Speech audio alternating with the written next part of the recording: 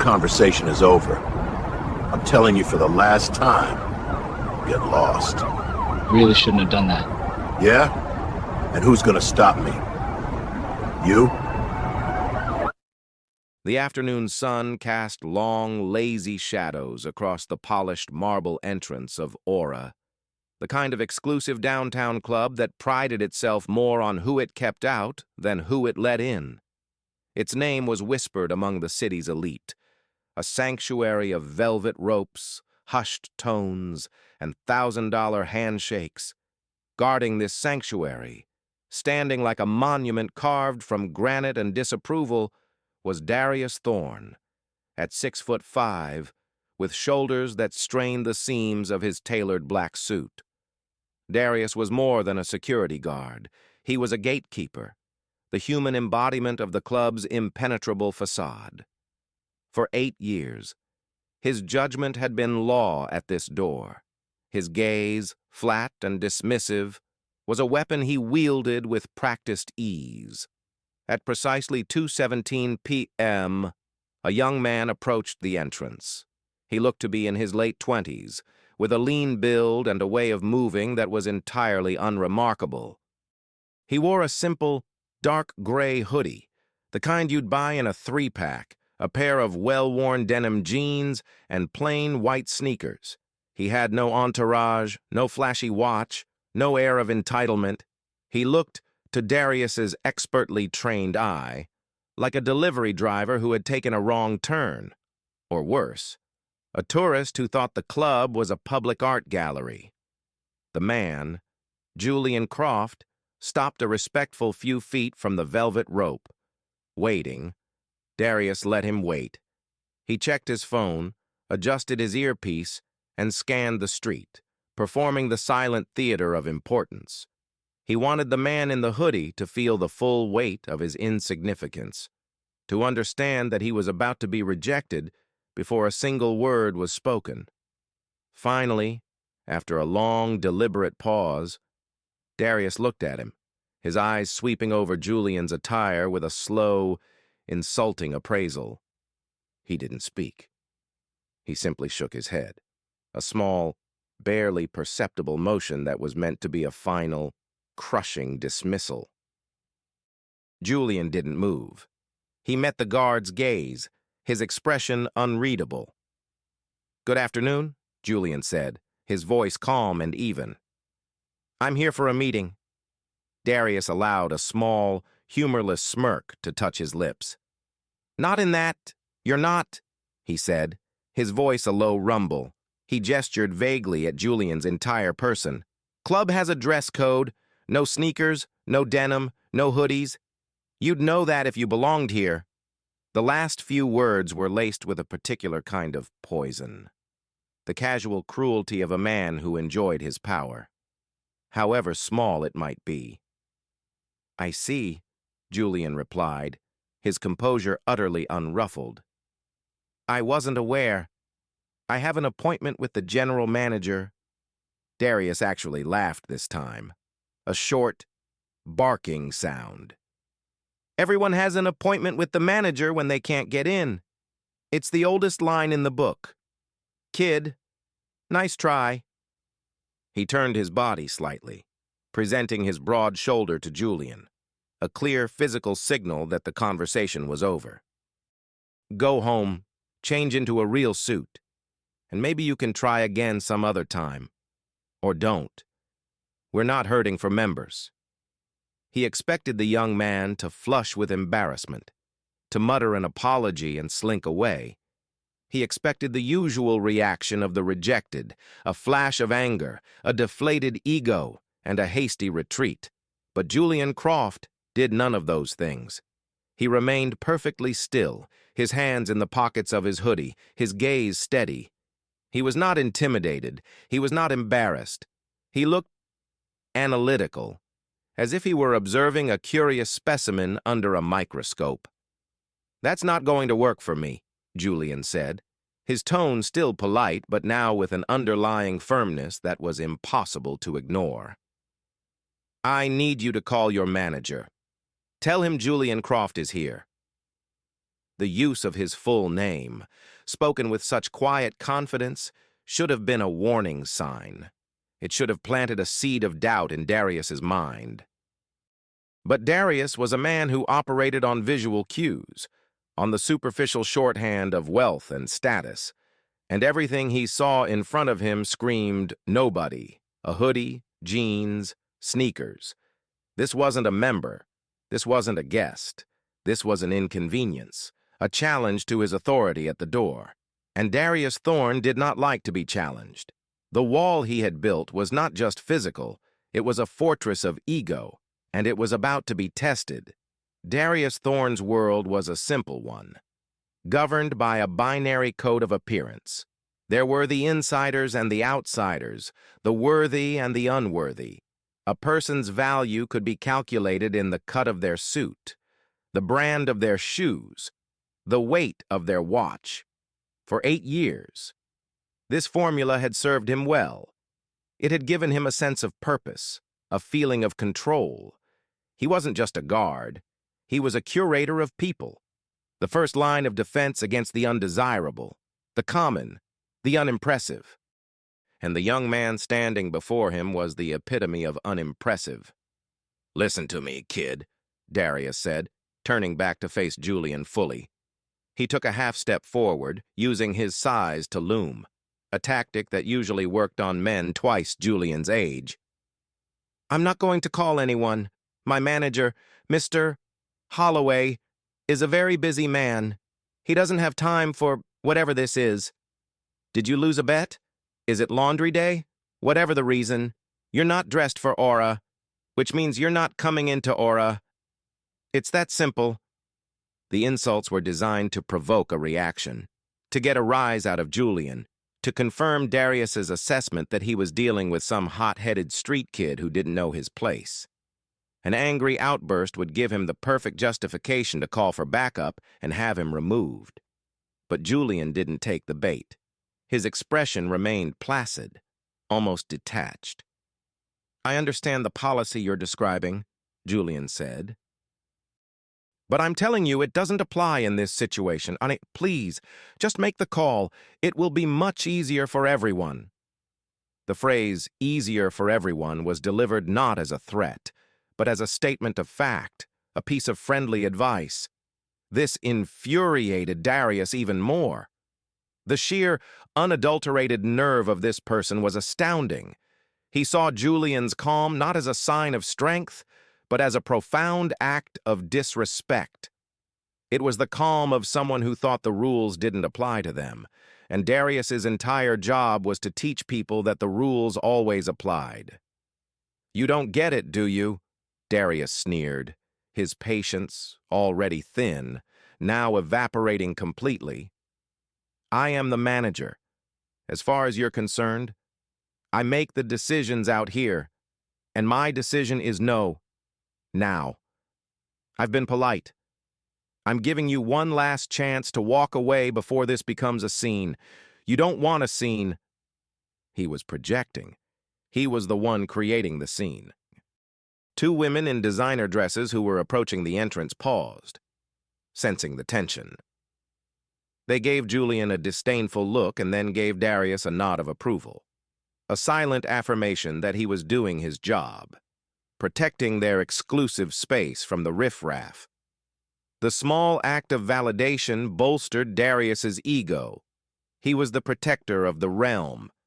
He was in the right. Julian's eyes flickered for a moment to the women, then back to Darius.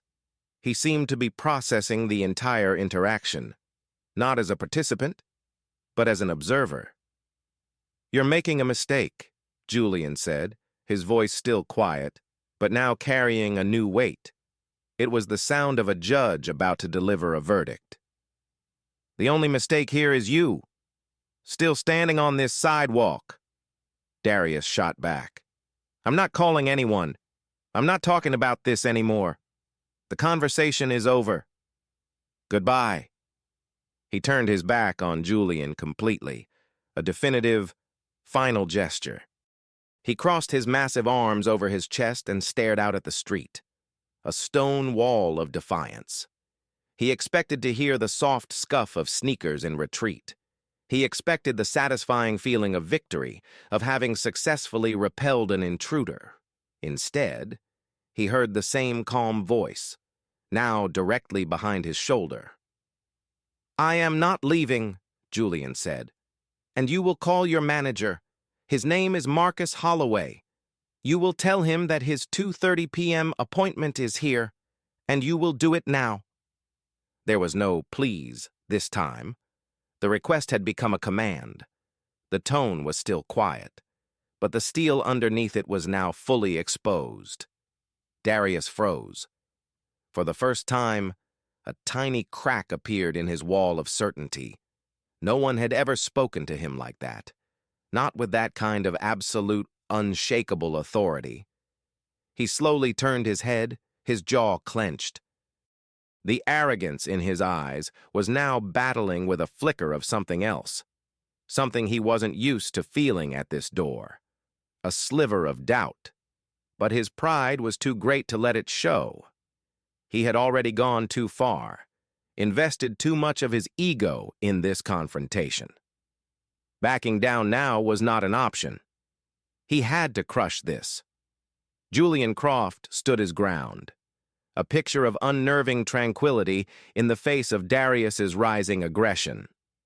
It was this very calmness that was beginning to act like a corrosive acid on the guard's composure.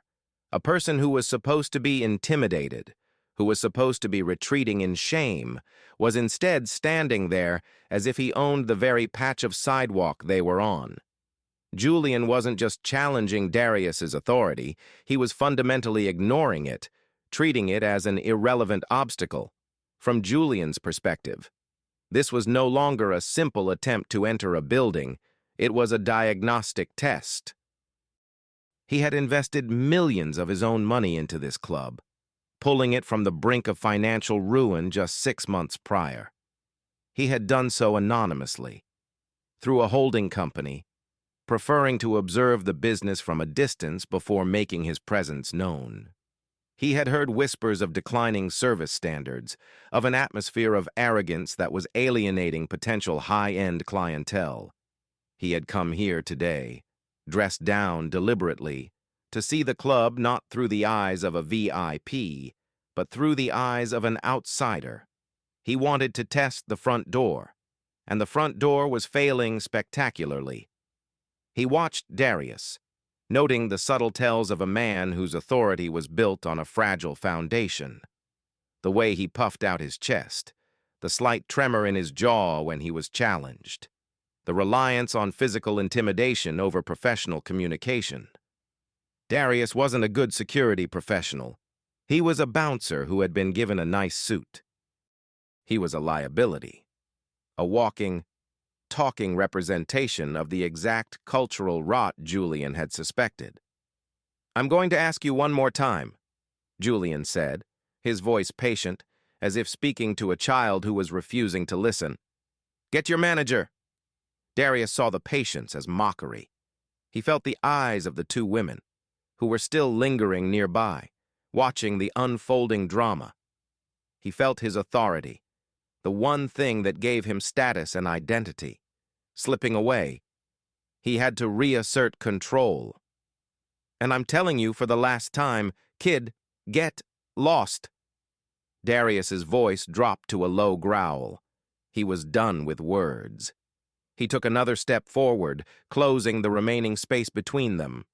The message was clear. This was about to become physical. "There is no need for this to escalate," Julian said, holding his ground. He didn't raise his hands, didn't adopt a defensive posture. He simply stood there, an immovable object meeting a highly unstable force.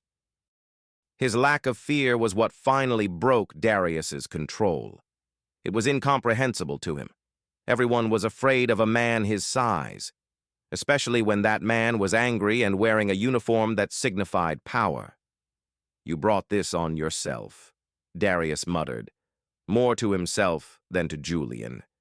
He was convincing himself that what he was about to do was necessary, that it was the kid's fault for pushing him, for not respecting the rules, for not respecting him. The psychological switch had been flipped. In Darius's mind, Julian was no longer just a poorly dressed nuisance. He was a symbol of everything Darius despised. People who thought they were special, who floated through life with a sense of entitlement he could never have. He saw Julian's calm as the arrogance of privilege, and he was going to be the one to finally teach him a lesson. This was no longer about a dress code. This was personal. It was a clash of worldviews played out on a strip of expensive real estate. Darius, the self-made man of muscle and rules, against Julian, who he presumed was some rich kid who had never worked a day in his life.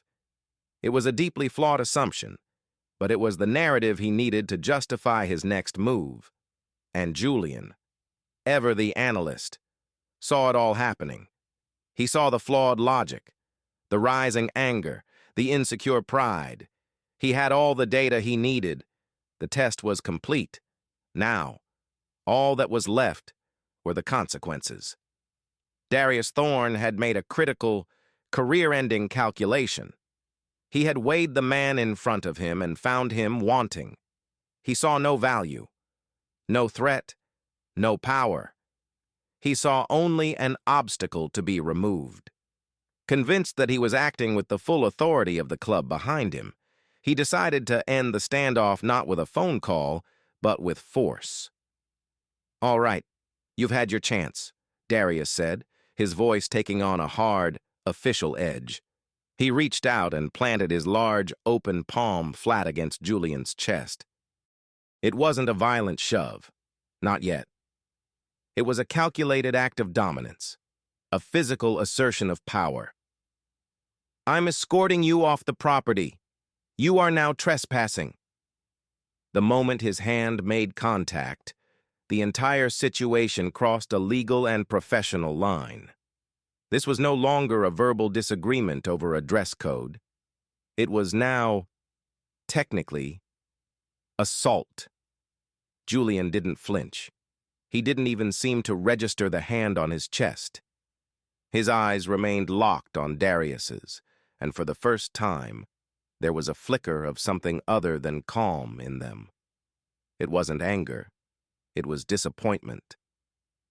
"You really shouldn't have done that," Julian said, his voice quiet. The statement, so understated and devoid of panic, was the last thing Darius expected. It was so out of place that it was eerie. It was the voice of a man who wasn't being threatened, but who was witnessing a colossal, self-inflicted wound. "Yeah? And who's gonna stop me? You?" Darius scoffed, applying more pressure, ready to physically march Julian back to the street. "You and what army?" As if on cue, the heavy glass doors of the club burst open. It wasn't an army. It was something far more terrifying to Darius Thorne. It was Marcus Holloway, the general manager, and he was running, not jogging, not walking briskly. He was in a full, panicked sprint. His tie was askew, his normally immaculate silver hair was disheveled, and his face, usually a mask of cool, professional hospitality, was sheet white with terror. "Darius, what in God's name are you doing?" Holloway yelled, his voice a high-pitched squeak of pure panic. Holloway didn't even slow down as he reached the velvet rope. He ran right past his 6'5" head of security as if he were invisible. He skidded to a halt in front of Julian, his expensive Italian shoes slipping on the marble. He was breathing heavily, his eyes wide with a frantic, desperate energy. He completely ignored the hand Darius still had pressed against Julian's chest. His entire focus, his entire world, had shrunk to the man in the gray hoodie. "Mr. Croft!" Holloway gasped, trying to catch his breath. "Sir, my deepest, most sincere apologies. I am so sorry for this misunderstanding. I was on a call in my office. I just got the message you were waiting. Please, forgive me. Forgive us." He was practically bowing, his head lowered in a gesture of profound deference. Darius froze. His hand was still on Julian's chest, but the strength had gone out of his arm. The scene was so surreal, so completely inverted from the reality he had constructed, that his brain struggled to process it. "Mr. Croft? Sir?" The manager, a man Darius feared and respected, was groveling. He was groveling before the kid in the jeans and sneakers, the nobody, the laundry day loser. Darius slowly pulled his hand back as if he had just touched a hot stove. The world tilted on its axis. The solid ground of his certainty had turned to quicksand. He looked from his manager's terrified face to Julian's calm, impassive one. The pieces of the puzzle were clicking into place, forming a picture he did not want to see. Julian looked at Holloway, his expression softening slightly, but his voice retained its clinical precision. "It's all right, Marcus. I'm not late. You are, but we can discuss your punctuality later. Right now, you have a more pressing issue to deal with." He gestured with his head towards Darius. "Your head of security was just explaining the club's philosophy on customer service to me. It's been illuminating." The word illuminating was delivered with a chilling neutrality that was more damning than any curse word could have been. Marcus Holloway looked at Darius, and the terror in his eyes was replaced by a look of pure, unadulterated fury. He finally seemed to see, for the first time, the full context of the scene he had run into. He saw his guard's aggressive posture, the lingering threat in the air, and he understood.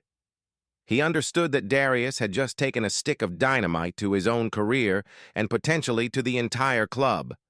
The point of no return had been crossed, and the fallout was just beginning to rain down. The name Mr. Croft hung in the air, heavy and dense. For Darius Thorne, it was just a name, meaningless without the visual signifiers of power he was trained to recognize. But for Marcus Holloway, that name was everything. It was the name of the phantom, the ghost, the anonymous benefactor who had appeared out of nowhere with an 8-figure wire transfer and saved Aura from the crushing jaws of bankruptcy. "Mr. Croft," Darius repeated the name, his voice a hoarse whisper. The bravado, the arrogance, the wall of self-assurance he had built around himself for 8 years crumbled to dust in a single, terrifying second. Marcus Holloway finally turned his full attention to his guard. The fear he had shown Julian was gone, replaced by an icy rage that was far more frightening. "Darius," he said, his voice dangerously quiet. "What did you do?" He wasn't in dress code, sir," Darius stammered, his mind scrambling for the familiar comfort of the rulebook. "I was just enforcing policy. He wouldn't leave.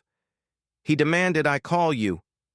"He demanded you call me," Holloway repeated, his voice dripping with disbelief. "And did you?" "No, sir. I thought he was... I didn't know." "You didn't know." Holloway cut him off. "You didn't know that the man who single-handedly owns every brick of this building, every bottle of champagne in our cellar, and every dollar in your paycheck, was standing in front of you? You didn't know that, mister. Julian Croft, our sole investor, and the only reason this club still exists, was the man you decided to treat like a piece of trash on the sidewalk? Is that what you're telling me?" Every word was a hammer blow. Darius's face went from pale to a ghastly shade of gray. The blood had drained from it completely. He looked at Julian, truly looked at him. For the first time, he wasn't seeing the hoodie and jeans anymore. He was seeing a phantom, a ghost made of money and power, a man who held his entire life in the palm of his hand. The quiet confidence, the unnerving calm, the polite insistence. It all made a horrifying kind of sense now. It wasn't arrogance. It was ownership. Darius's legs felt weak. He had built his career on making snap judgments about people's worth. He had just made the worst judgment of his life. He had not only insulted a member, he had assaulted the owner. He had stood at the gates of his kingdom and tried to turn away the king. Julian watched the realization dawn on Darius's face, his expression still one of clinical detachment. He then turned his attention back to the manager. The policy is the issue. Marcus, not just the man enforcing it. Let's go to your office. We have a great deal to discuss. Yes, sir.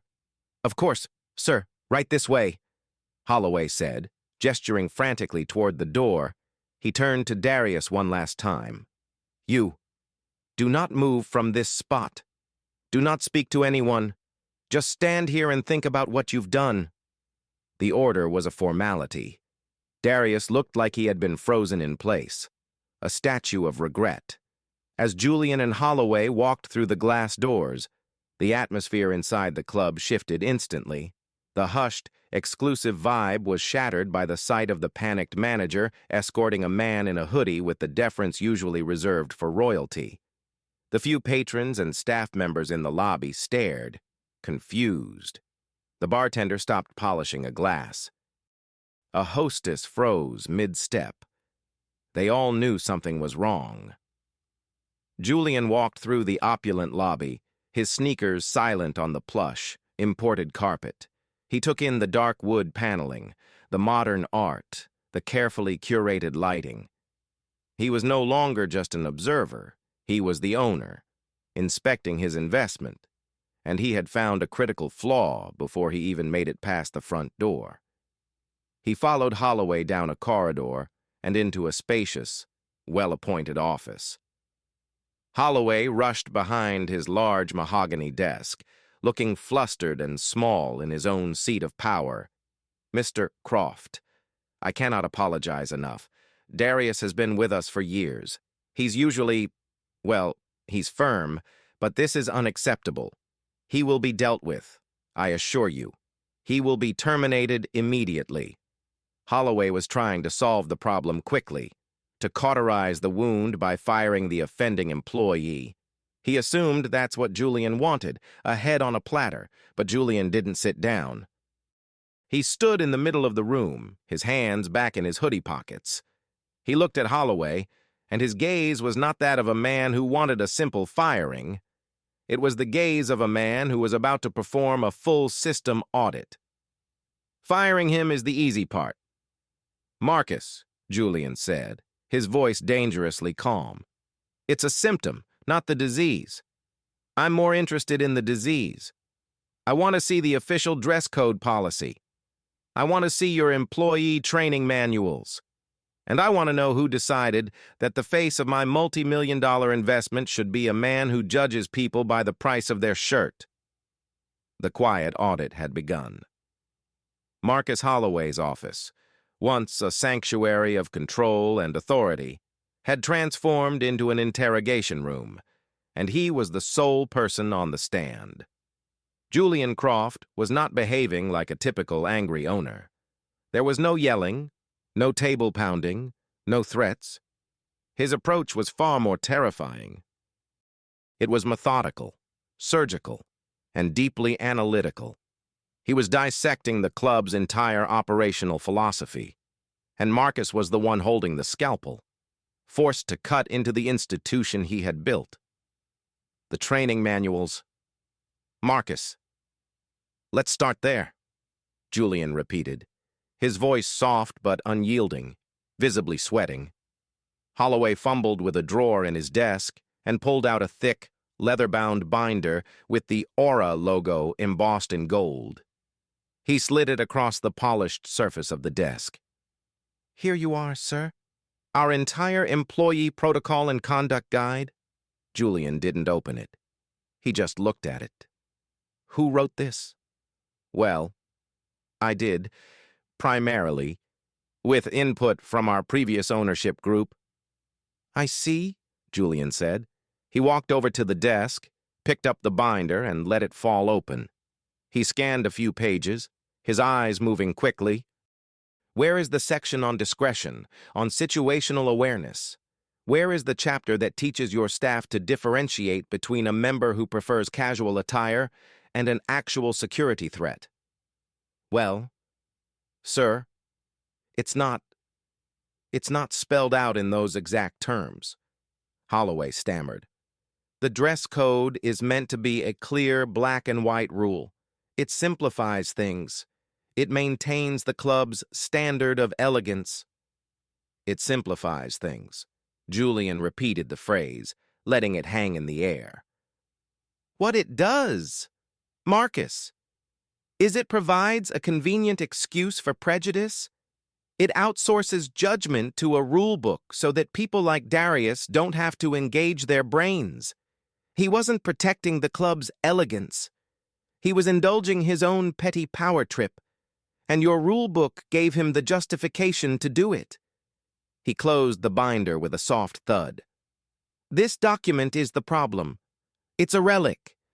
It's based on an outdated, superficial idea of what value looks like.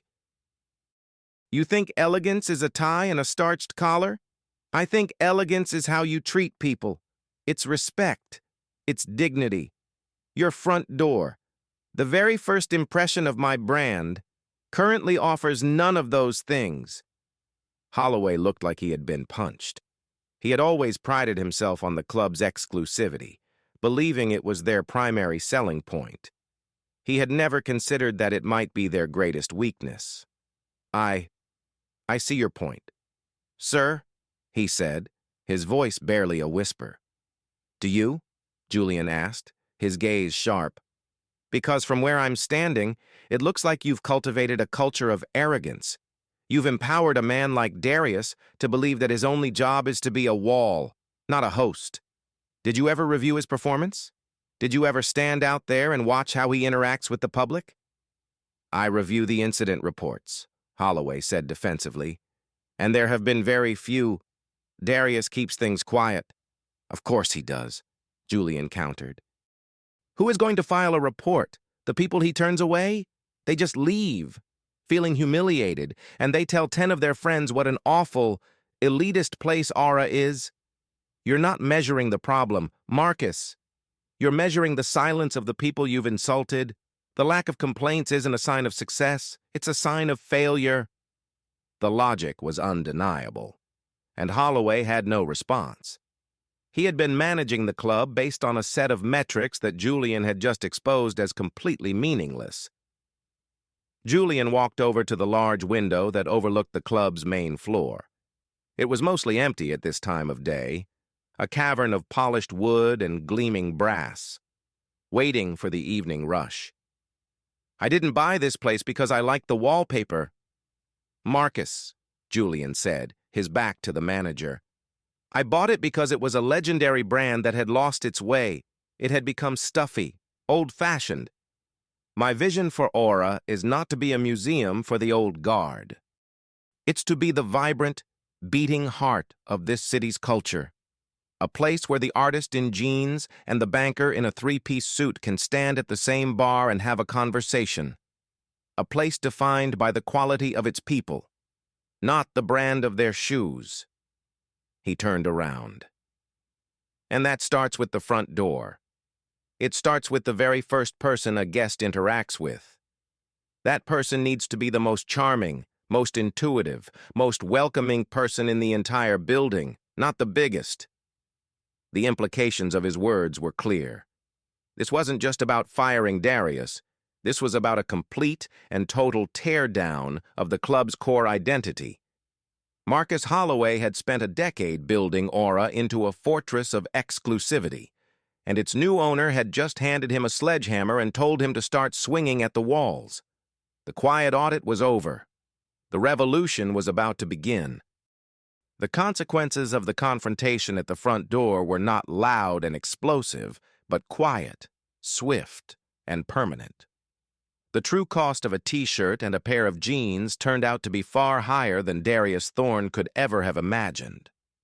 After Julian and Marcus finished their meeting, a meeting that felt more like a corporate restructuring than a simple discussion, Marcus Holloway walked back out to the front entrance, his face grim, his steps heavy. Darius was still standing where he had been left, a towering statue of misery. The two women who had been watching were long gone. The street was quiet. He looked up as his manager approached, a desperate, pleading hope in his eyes. He hoped for a reprimand, a suspension, a second chance. "Darius," Marcus began, his voice devoid of all its previous warmth, "pack your personal belongings from the staff locker. An HR representative will meet you at the back entrance with your final paycheck and a severance agreement. You are not to enter the main club area. Your employment with Aura is terminated, effective immediately." The words were cold, clinical, and absolute. There was no room for negotiation. Darius's mouth opened, but no words came out.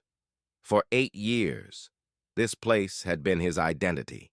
He was Darius from Aura. The power, the respect or fear, the status, it was all gone. "Sir, please," he finally managed, his voice cracking. "It was a mistake. I was just following the rules. The dress code." "The dress code is no longer your concern," Marcus said, his tone final. "You were not fired for enforcing a rule. Darius, you were fired for your judgment. You were fired for your arrogance. You were fired for putting your hands on the man who owns this establishment. There is no coming back from that. Now, please, leave quietly." Marcus turned and walked back inside, leaving Darius alone on the sidewalk. The velvet rope, the symbol of his power, now seemed like a flimsy, pathetic joke. He was on the outside now, just like all the other people he had so casually dismissed over the years. The gatekeeper had been cast out of his own kingdom. Inside, the changes Julian Croft set in motion were immediate and sweeping. That very afternoon, an all-staff meeting was called. Julian, still in his hoodie and jeans, stood before the entire team of bartenders, servers, hosts, and support staff. He introduced himself not as a distant, corporate owner, but as a partner in building something new. "Effective today, the dress code at Aura is abolished," he announced. The statement was met with a collective, stunned silence. "Let me be clear," he continued. "We are not becoming a dive bar. We expect people to be presentable. But we will no longer enforce arbitrary rules based on the type of fabric someone is wearing. Our new policy is simple. Be respectful. That's it. That is the only rule of entry." He then laid out his vision, From this moment on, Aura is a club built on a foundation of inclusivity, not exclusivity. Our value will be measured by the quality of the ideas and conversations that happen within these walls, not by the price tag on our members' clothing. We will judge people on their character, not their wardrobe, and that standard applies to us first. Every person who walks up to that door, whether they are a billionaire or a student, will be treated with the same level of dignity and respect. That is the new brand. That is the new Aura. Over the next few weeks, the transformation was dramatic. The velvet ropes came down. The front door, once a choke point of judgment, became a welcoming entrance. Julian hired a new director of hospitality, a woman known for her work at several world-class hotels, whose entire philosophy was based on intuitive, personalized service. The security team was retrained, their focus shifting from enforcement to engagement. The old guard of members grumbled. Some left, disgusted by the new, more relaxed atmosphere. But they were quickly replaced by a new generation of clientele, tech entrepreneurs, artists, writers, and young financiers who were drawn to the club's new, more dynamic energy. The club's revenue, which had been stagnant, began to climb. The new Aura was a success, precisely because it had shed the very skin that its previous managers had considered essential. Julian was rarely seen at the club, but his presence was felt everywhere. The story of the owner in the hoodie became a legend among the staff, a founding myth for the new culture. It was a constant reminder that the person you might dismiss based on a first glance could be the one who holds your entire world in their hands. The true cost of that t-shirt was a man's career and the death of an outdated idea. But its value was the birth of a better, more successful, and more human institution. When the dust settles on a story like this, it's easy to focus on the simple justice of it all. The arrogant guard gets fired, the enlightened owner triumphs, and the world is set right. But the real lesson isn't in the outcome. It's in the moments that led to it. The story of Darius Thorne and Julian Croft is a powerful case study in the quiet corruptions of petty power and the profound danger of judging a book by its cover. What truly motivated Darius? It wasn't the dress code. The rules were just a convenient shield for a deeper, more personal prejudice. Darius suffered from what you might call gatekeeper syndrome, in a world where he likely felt powerless in many aspects of his life. That small patch of marble in front of Aura was his kingdom. The velvet rope was his scepter, and the power to grant or deny entry was his crown. This small taste of authority became his identity. Julian Croft, by not fitting the visual profile of success, wasn't just breaking a rule. He was challenging Darius's entire worldview and, more importantly, his sense of self-worth. His aggression was a defense mechanism, a desperate attempt to shore up a fragile ego by belittling someone he perceived as being beneath him. He wasn't protecting the club, he was protecting his own insecurity. What if Julian had simply walked away? What if, upon being rejected, he had sighed, gone home, and put on a suit? Darius would have felt a surge of victory, his flawed judgment validated. The cultural rot at the heart of the club would have remained hidden, festering. The change would have never happened. It was Julian's quiet, persistent refusal to accept a flawed premise that forced the confrontation and, ultimately, the revolution. His power wasn't in the millions of dollars in his bank account. It was in his unshakable understanding of his own value, independent of what he was wearing. This story is a crucial reminder that our first impressions are often a reflection of our own biases, not the reality of the person in front of us. Darius made a choice. He could have chosen curiosity over judgment. He could have made the phone call. A simple 2-minute act of professional diligence would have saved his career. Instead, he chose the intoxicating, short-term satisfaction of ego. The lesson is clear. True authority is not derived from a title or a uniform, but from the respect you earn through your actions. Humility is not a weakness. It is the ultimate strength. We've all been on one side of this equation or the other. Whether we've been unfairly judged or have been guilty of making a snap judgment ourselves, how do you work to overcome those initial, often unconscious biases? What do you think is the best way to handle a situation when someone in a position of authority is clearly in the wrong? Let me know your thoughts in the comments below. Your stories and perspectives matter.